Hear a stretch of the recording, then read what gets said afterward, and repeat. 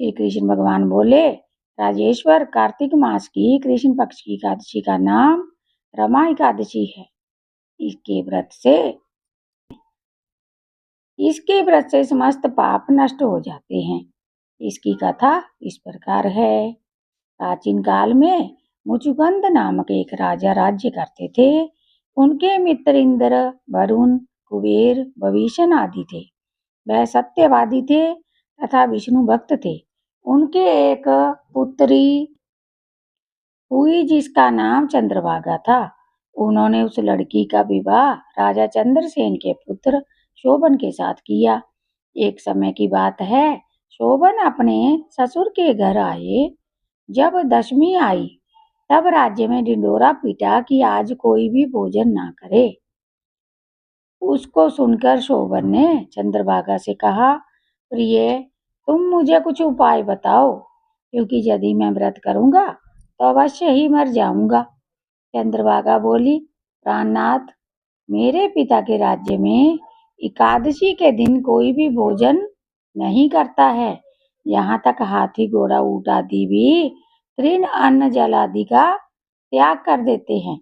फिर यहाँ मनुष्य कैसे भोजन कर सकते हैं? यदि आप भोजन करना चाहते हैं तो आप यहाँ से किसी और दूसरे स्थान पर चले जाइए, क्योंकि यदि आप इसी स्थान पर रहोगे तो आपको व्रत अवश्य ही करना पड़ेगा। शोभन बोला, प्रिय, तुम्हारा कहना बिल्कुल उत्तम है। मैं अवश्य ही व्रत करूंगा।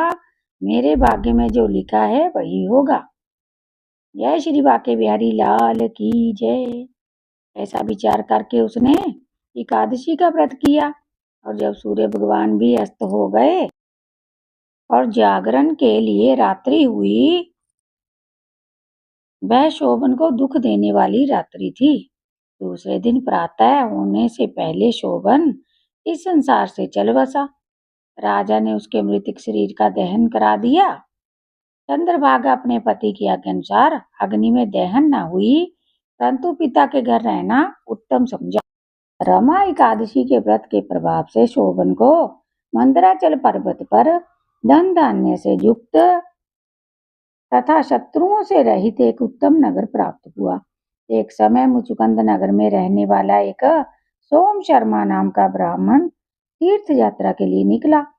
उसने घूमते घूमते उसको देखा। उस ब्राह्मण ने शोभन को अपने राज्य का जमाई जानकर उसके निकट गया। राजा शोभन ब्राह्मण को देखकर आसन से उठ खड़ा हुआ। वह उससे अपने ससुर तथा अपनी पत्नी चंद्र